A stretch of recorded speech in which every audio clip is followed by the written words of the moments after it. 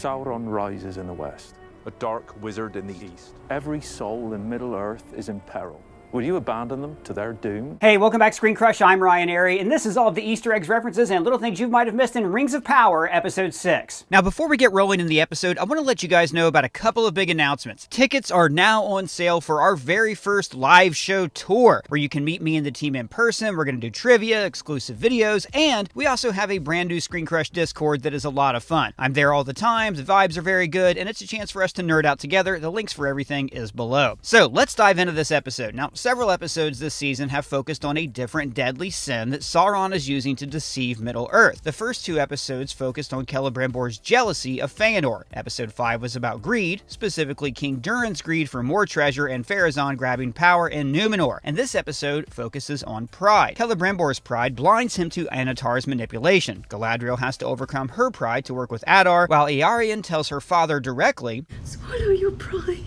And in a way, the stranger struggles with his own pride, and that he has to choose between what he wants to save Nori and what Middle-earth needs for him to find his staff. And finally, Prince Durin is actually reluctant to embarrass his father because he doesn't want to hurt the old man's pride. So just bear all of this in mind as we go through this entire video. The episode opens with a brief check-in with Arondir as he kills a few orcs and recovers a map to Eregion. Now, Arondir always delivers the best action sequences in this show, so frankly, it's a shame his storyline is so underused. But these orcs do say something interesting. Anything's better than dying to help Adar chase a ghost. They say they don't want to chase a ghost, Sauron, and it looks like they're actually deserting Adar's army. Now, this could play into future episodes because it shows that all of Adar's orcs are not loyal to him, and that Sauron could sway their loyalty before the end of the season. And then we fade to Eregion, where Sauron is taking advantage of Celebrimbor's desire for perfection. What do you mean by that? Well, Celebrimbor is essentially an artist, and artists get hooked on this rush of creation, and the greatest artists become obsessed with creating perfection. Celebrimbor had a taste of perfection with those 3 elvish rings, which in terms of addiction was like his first hit of a drug, and now he's trying to recapture that high. And since the theme of the episode is pride, he's also chasing the accomplishments of his mentor, Feanor. Feanor created beautiful gems called the Silmarils, which were so beautiful they were even able to touch the heart of Morgoth himself. So to highlight his jealousy of Feanor, the statue outside of the forge depicts his mentor holding the Silmarils high as if he's dangling them just out of Celebrimbor's reach, reminding this smith of an achievement that he can never obtain. And in this opening scene, we see this addictive personality at work. He needs more of everything. More silver, more mithril. More silver.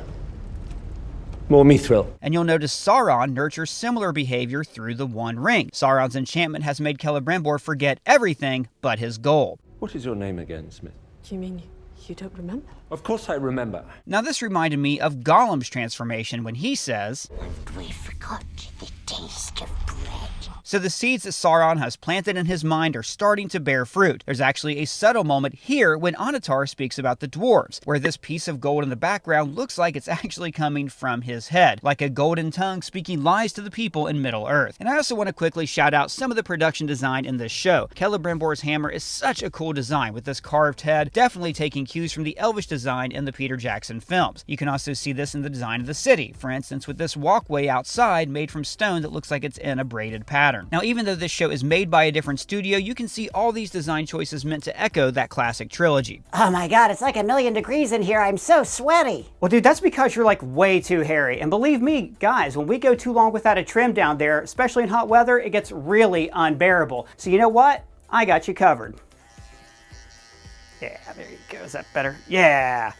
There, is that better? Wow, I feel great. What was that magical device? Why, this is the Lawnmower 5.0 Ultra in Forged Gold, brought to you by Manscaped, the leader in men's grooming. That's right, welcome to the golden era of grooming. This is a special edition trimmer for the man who wants to mow his lawn with class and style. There are limited quantities available in this collar, so you have to act fast if you want it. So, check this thing out. Wait, why do you need a special trimmer? Well, because with guys, there's a lot of sweat, a lot of tugging, a lot of pinching, and it's important that we keep our bodies nice and groomed without nicking all those sensitive areas. You see, most hair trimmers are not built for the sensitive manly areas that we're talking about, but Manscaped is specifically designed to be the #1 male body trimmer. And this limited edition Forged Gold lawnmower trimmer is not just a hair trimmer, why, it's a work of art.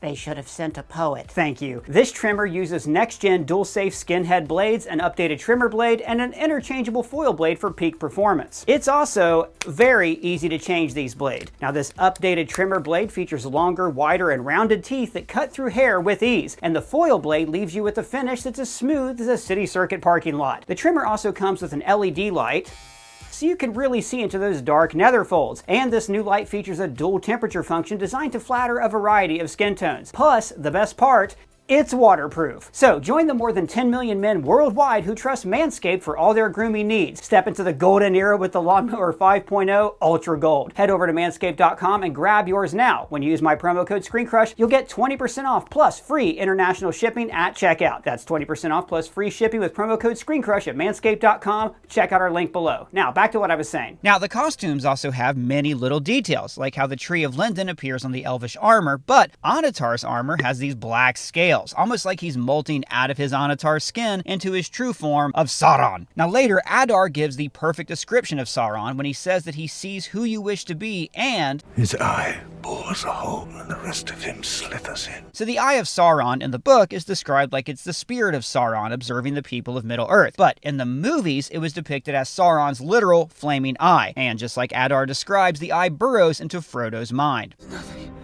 No veil between me and the way of fire. I can see him with my waking eyes. Now, I don't know if you've watched the first season of Rings of Power for a second time yet, but it hits a lot better the second time round, especially how Sauron manipulates Galadriel by implying that he can get her an army because she assumes that he is king of the Southlands. Galadriel is actually still vulnerable to that manipulation, as we'll see later in this episode. So when she calls Adar an orc, he corrects her. Because, you know. You can't use that word! Only we can use that word! Then he brings out the crown from the opening of this season, the crown of Morgoth, the Valar who wanted to sing his own song and rebelled against the creator and started the centuries-long war in the First Age. So in the show, Sauron was going to give himself this crown, which shows that he wanted to supplant his former master. Again, the episode is about pride. So he and Celebrimbor are very much alike, gifted apprentices who want to accomplish greater feats than their masters. The crown is also modeled after the top of Sauron's armor in the Peter Jackson films, which is similar to the design of the castle of Barad-dûr where Sauron's eye sits. So Adar asks for confirmation that Halbrand is Sauron.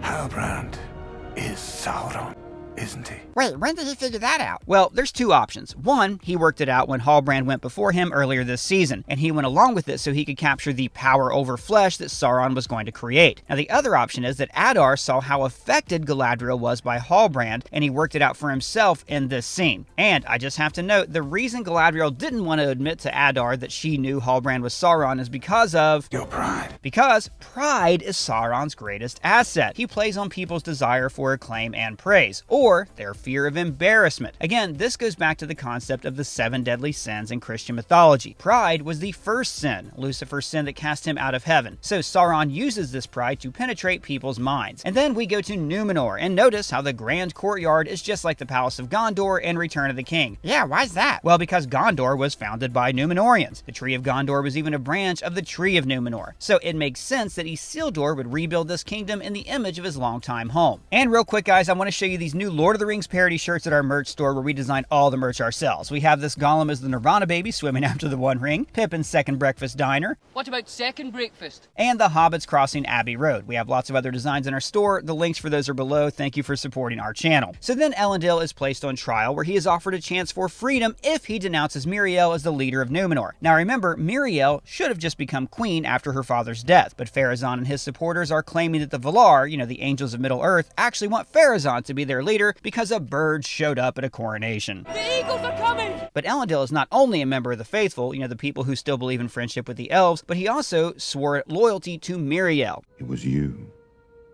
who opened my heart again to the way of the faithful. And I get the feeling that he's also in love with her. And there is also an interesting thing to note at this trial. When Pharazôn tells his kid, You have done quite enough, boy. So that whole incident last episode with the faithful arrest and the attack and all that was unplanned. And as we see this episode, it's all going to backfire on Pharazôn's grab for power. So one thing I haven't talked about much in our recent videos is the region called Rune. Now, partially this is because Tolkien really didn't spell out too much about this region. In an interview in 1966, he even said that Rune was Asia, China, China, Japan, and all things which people in the West regard as far away. And the deserts in Rune were also briefly name-dropped by Bilbo in The Hobbit when he said there were wereworms in the last desert that was off to the east. So I'm going to briefly go through the history of Rune and how the show is going to adapt Tolkien's unfinished Lord of the Rings sequel to possibly flesh out the corners of this show. And I want to give big shout outs to two of my favorite YouTube channels, In Deep Geek and Nerd of the Rings, because I'm quoting from a lot of observations on their channels, and you can find links to their videos below. So the first thing to know about Rune is that it is vast and,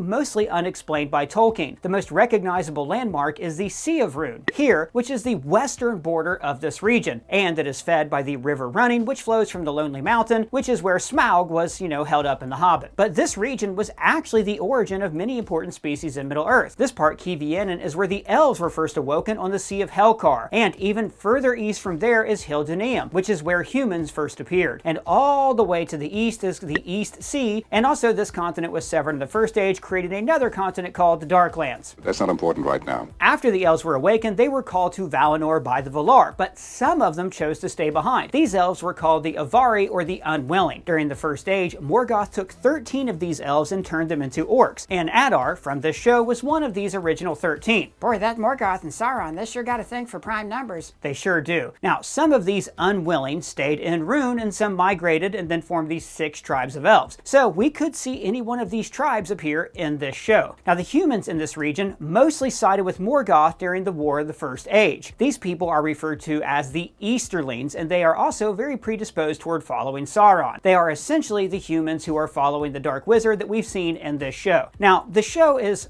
condensing thousands of years of history into basically a few months. In the first episode this season, for instance, we saw that Sauron basically lived as slime for a long time before assuming human form and meeting Galadriel. But in the original text, before Sauron devised his plan to forge rings of power, he actually spent a great deal of time in Rune, becoming the ruler of the Easterlings. We also know that one of the human rulers in the East was named Khamul, who later takes a ring of power and becomes second in command of the Nazgul, and he's actually the only Nazgul that we know by name. Now, of course, this season has also introduced the Stors, the proto-hobbits who never ventured west. In the Silmarillion, these hobbits do eventually settle here, between the Lonely Mountains and Mirkwood, but they were pushed out by the Easterlings, and that is why the Stors eventually settled in the Shire. The show is also combining the events of the Second and Third Age. For instance, if the stranger is Gandalf, well, then Gandalf is not supposed to arrive until the Third Age of Middle-earth. Now, believe it or not, Tolkien did actually contemplate a sequel to Lord of the Rings titled The New Shadow. This would have been set a couple centuries after the War for the Ring, and it would have dealt with Sauron's followers in the East rising up to cause trouble in the West. Some of these elements could still be used by the showrunners in Rings of Power. So like I said, the Easterlings ran the hobbits out of this area, and that area also had an elven fortress that was overrun by the Easterlings and then occupied by a mysterious necromancer. This was all in Gandalf's subplot in the Hobbit trilogy, where it was revealed that the necromancer was Sauron all along. What? And last thing I want to note about the Easterlings is that they are notable because they eventually break the line of the kings of Numenor, which is why the stewards took over ruling Gondor for so long. And speaking of the stewards of Gondor, Boromir's horn was actually made from a species of ox that lives in Rune called the Kine of Arra. Now, if the show is following the Silmarillion, then we're going to see at least 2 different wars in this show. There is the final alliance of elves and men that we saw in Fellowship of the Ring. Like, that's likely how the whole show is going to end. But hundreds of years before that, there was the War of the Elves and Sauron, which could be the culmination of this season. After this war, Sauron gave rings of power to the dwarves in the east. Oh wow, there's dwarves in Rune too? Yes, there are 4 houses of dwarves in Rune: the Iron Houses, the Stiffbeards, Blacklocks, and the Stonefoots. These 4 clans live in the Iron Hills, and they actually show up to help at the Battle of the Five Armies and the Hobbit. Who is that? He doesn't look very happy. It is dead, Lord of the Iron Hills. So likely what's going to happen is Sauron will lose the war with elves and men, but then go to the east and distribute rings to all the various dwarves and humans who become the ring wraiths that we see in the original Lord of the Rings trilogy. But now let's talk about the Dark Wizard and if he has any connection to the Blue Wizards in the east. Oh my gosh, there's blue wizards? Yes, 5 wizards actually came to Middle-earth: Gandalf, Saruman, Radagast, and 2 blue wizards, who were named Lorin Hitar, or Darkness Slayer, and Romastamo, or East Helper. Now, these wizards were dispatched specifically to fight Sauron's allies in the east. However, Tolkien also wrote that perhaps these blue wizards failed in their task and were beginners of secret cults that outlasted Sauron. Now, this would have partially been the basis for that new Shadow book that I talked about earlier, but the Dark Wizard in this show could actually be one of these blue wizards who, like Sauron and Saruman, fell from the light. Now, back to this episode. Tom Bombadil talks to Gandalf about wielding the sacred fire, and what he's talking about here is the flame of Anor, the Elvish word for sun. Gandalf even name-checks this during his fight with the Balrog. I am a servant of the secret fire, wielder of the flame of Arnor. Now here's what this scene is about. Basically, wizards need a staff to channel their powers. Now we don't actually know where Gandalf acquired his staff in the books, but if the show is trying to be a prequel to the Peter Jackson movies, then he will not find the same staff here that he uses in Lord of the Rings. Sauron destroys that staff in the Palace of Gol Gador in the Hobbit movies, and then Radagast gave Gandalf his staff as a replacement. And I like that we're seeing Tom Bombadil basically become Gandalf's mentor figure here. Not only is he giving him advice, but we also see that later Gandalf will copy his hat, and of course thousands of years later he's going to quote Tom Bombadil directly. Many that die deserve life. Some that die deserve life. And then Bombadil says, There are times when one path becomes two, and you must choose. Which I thought was appropriate, because when Gandalf talks to Frodo about how some deserve life, they are sitting at a crossroads in Moria. So this explains why Gandalf, in the future, might have recalled this exchange while he was sitting in the mines of Moria. He even tells him, Sauron rises in the west. A dark wizard in the east. which is very familiar to the predicament he faces in the Third Age when Sauron and Saruman join forces. And meanwhile, Poppy and Nobody kiss.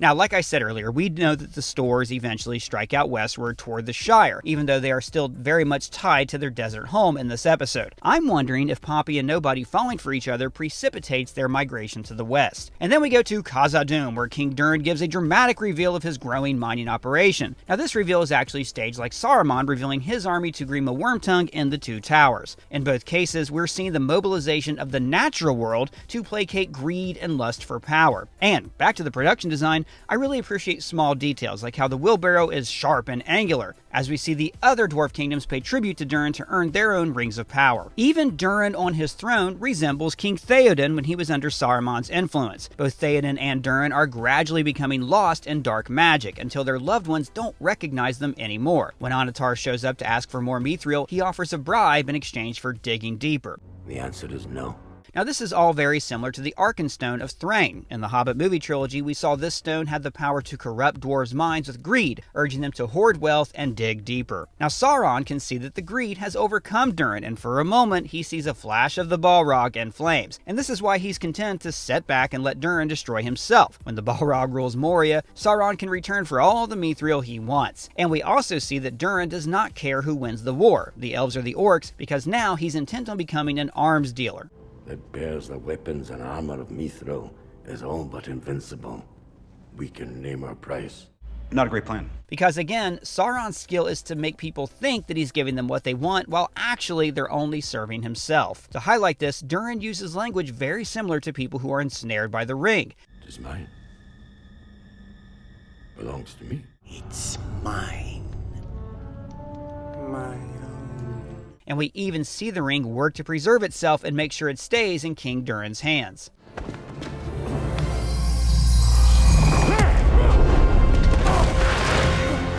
Back on Numenor, Miriel volunteers herself as tribute to the sea serpent. Now, Tolkien didn't write much about sea serpents in his work, but in ancient times, serpents like this were drawn on maps to illustrate where there were unknown waters. Like dragons, sea serpents represent a primal force of the sea. In other words, they are the will of nature, or of the Valar. And now let's think about the last time we saw this serpent, when it attacked Halbrand's ship earlier this season. Now, the serpent could have been serving the will of the Valar and tried to kill Sauron. And then later, as we saw early in Season 1, it attacks again, but decides to spare Galadriel's life. Now, if this is the same serpent, then it would have seen that Galadriel was the key to eventually stopping Sauron's rise. I also want to note that I'm a little frustrated with Elendil's daughter, Eärien. Now, I get that she's mad that her brother's presumed dead, but I don't think she was given near enough backstory in Season 1 to justify the increasingly stupid decisions she makes this season. But for Miriel, though, this trial is a no-brainer. She has placed all of her faith in the Valar and the visions she saw in the Palantir. So if she's right, the serpent will save her, and if she's wrong, wrong, well then Numenor is doomed anyways. Now, she does pass, and this is intercut with Disa using the stone song to summon bats. And this is another fun moment that calls back to a central theme of this series: nature versus greed.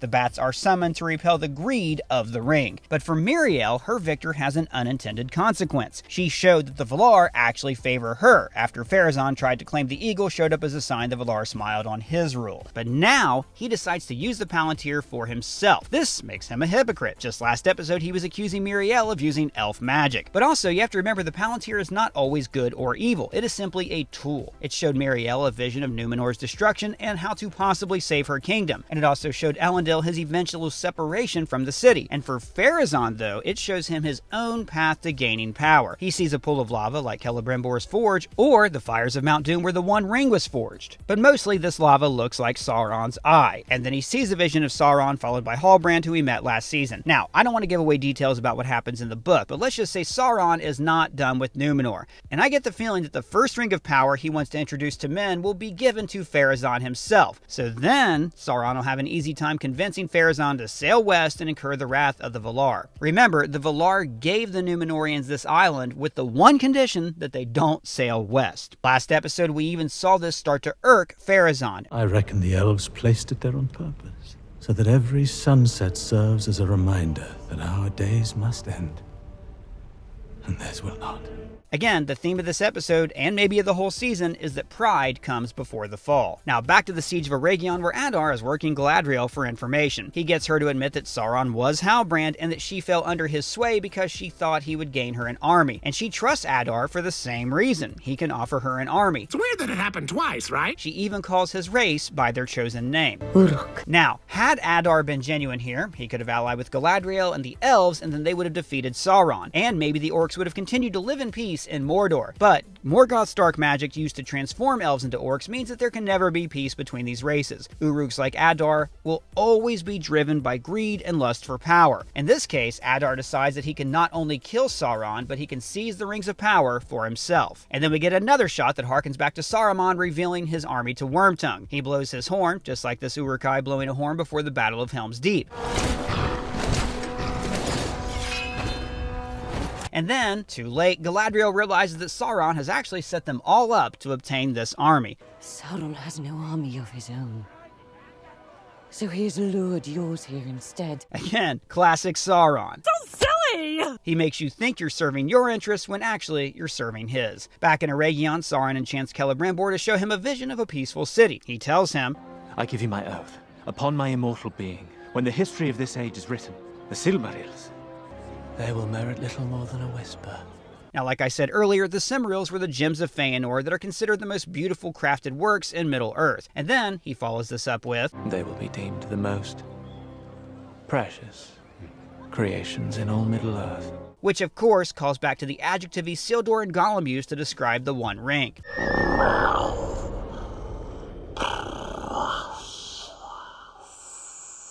Now, this is because the ring is a symbol of material possession. There is only one, so it is counted as valuable beyond measure. Now, compare this to the works of nature: trees, water, fields, things that are plentiful. The ring, however, is a singular possession that can only be held by one person, Sauron. But its rarity is what makes it so precious to so many. So, this entire talk occurs in the shadow of Feanor's statue, as if to remind Celebrimbor of the mentor that he will never surpass. And then, the Siege of Eregion begins. Well guys, that's all the Easter eggs we found, but if you found any, let me know in the comments below or at me on Twitter. And if it's your first time here, welcome to the channel. Please subscribe and smash that bell for alerts. For ScreenCrush, I'm Ryan Airy.